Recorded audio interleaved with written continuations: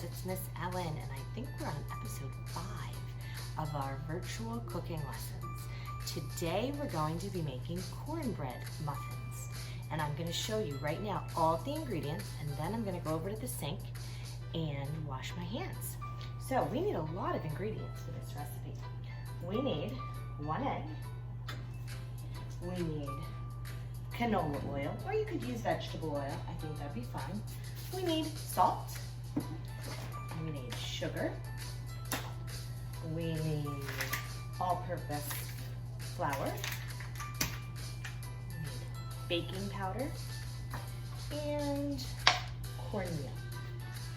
Those are all of our ingredients. We need one more ingredient, but it's in the refrigerator, which is milk, so I'm keeping it cool. I wish that I could pass around our ingredients to smell, but actually the only one that probably has any scent is the cornmeal. It kind of smells just like corn. And you'll need a mixer, you'll need some measuring cups, a large bowl, a spatula, and you could make this in like a brownie pan, or what I'm gonna do today is make it in a muffin pan, and I'm using muffin liners. So those are in there. If you don't have muffin liners, you can use a spray. You could even use a stick of butter. You just want to make sure that your muffins don't stick. Then they won't come out of whatever pan you use. All right, I'm going to run over to the sink. So listen to me sing. I'm going to sing tops and bottoms. Tops and bottoms, tops and bottoms, in between. All around the hands, all around the hands, now they're clean, now they're clean. I do it 2 times while I sing it the next time. Get all your ingredients out. Tops and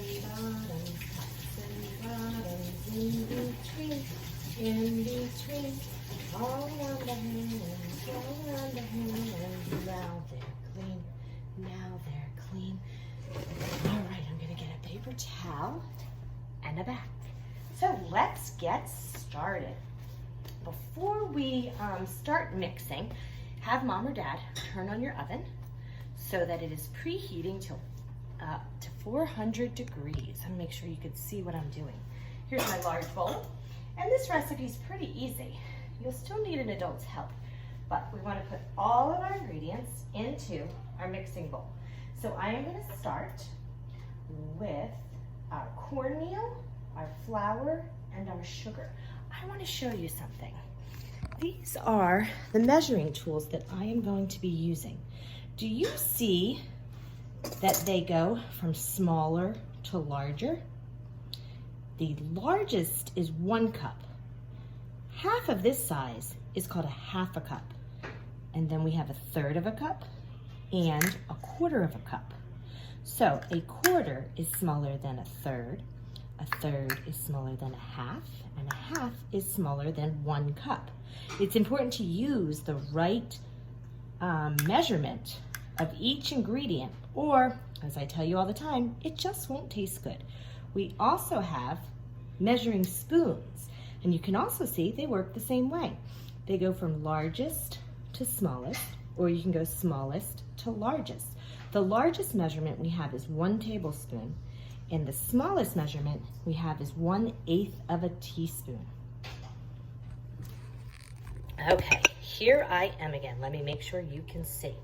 All right, let's get started. It says I'm supposed to put 1 cup of cornmeal and 1 cup of flour. So I'm gonna grab my cornmeal, and it doesn't look like it's gonna fit.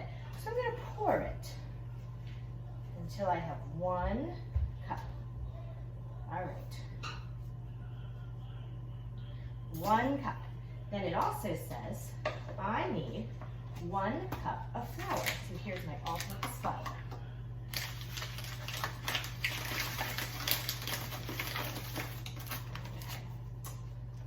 Pour it in there. Make sure you don't want too much or too little. 1 cup of flour. Then I put that aside because I want to remember that I already used it. The next ingredient is 1/3 cup of sugar. So I'm going to find the measuring cup that has a 1, 1/3. That means 1/3 of a cup.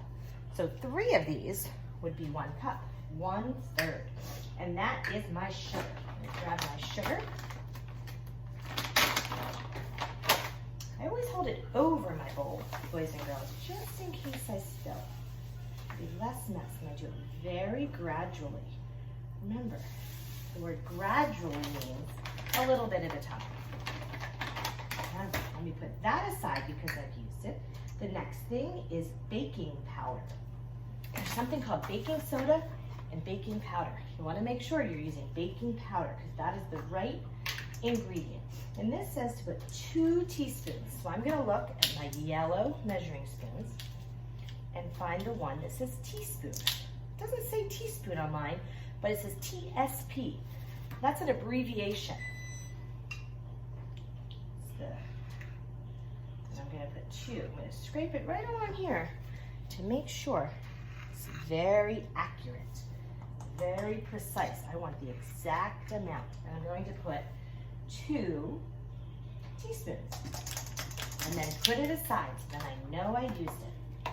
Put it over there, Miss Ellen. All right, 1/2 teaspoon of salt. So if I used 1 teaspoon of baking powder, and now I'm going to use 1/2 teaspoon, is that more or less?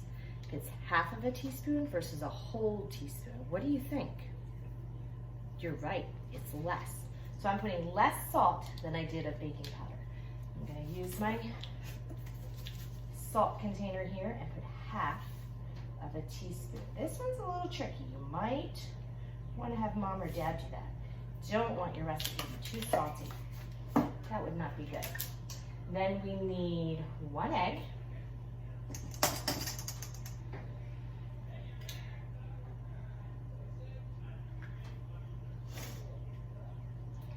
And we need 1/4 cup of oil.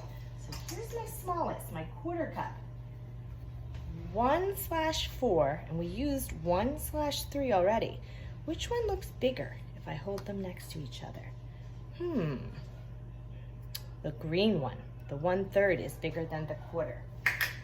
So I'm going to use this for my oil. I'm using just regular canola oil. This can be very messy if it gets on your clothes, so try not to spill it. And I used it, so I'm going to put it aside so I know that I used it. Put my measuring down, and I think I have 1 more ingredient. Do you remember the ingredient that I said I did not have out? Yes, the milk. I need to get the milk. Put my milk in the refrigerator, just like I'm sure you do at home. And I need 1 cup of milk. So, which one is 1 cup? I'm going to give you a close view.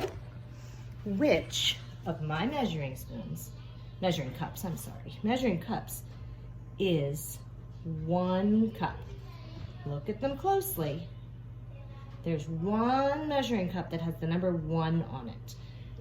Right, there it is. That is the one that is 1 cup. We want it to be accurate. Well, let me tilt you down here. Whoopsies, Miss Ellen. That was probably funny for you guys. All right, 1 cup of milk. Then I'm going to use my hand mixer, which can be a little loud. Hopefully everyone is okay with this. I can't wait to eat these at dinner tonight. All right.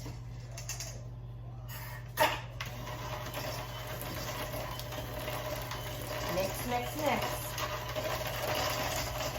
Do you remember when you used the hand mixer in our class? Everybody got a turn when we made our sugar cookies at Valentine's Day? That was extra fun and special for me. I love watching you sprinkle them.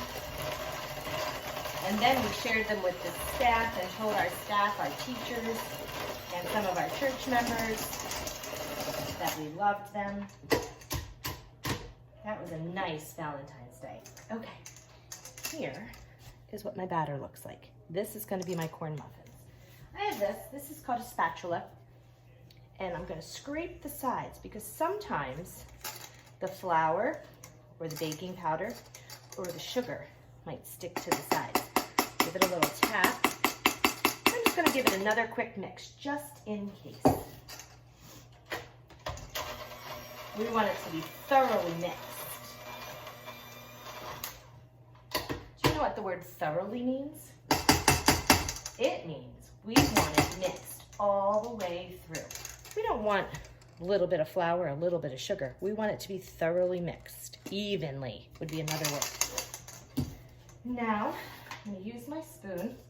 I'm gonna put them all in here. I'm gonna pause this right now and I'll be back in a minute.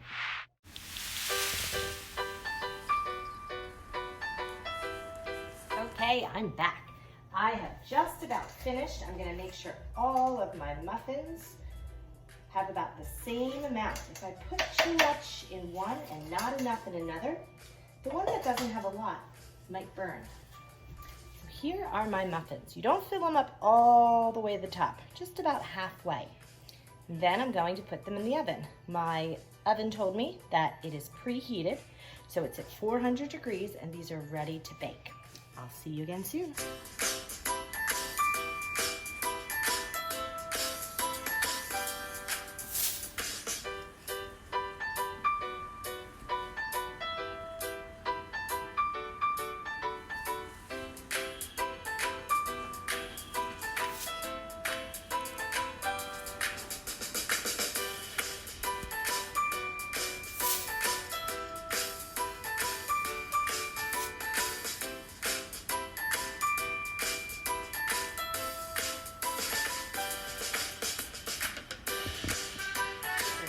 Out of the oven. Ooh, they look delicious. Let me get my oven mitt.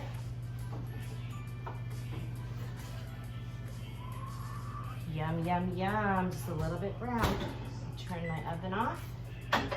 Set them here. Let me show you. Yum. Don't they look delicious? I hope yours turned out just as well. See you later, guys. Bye.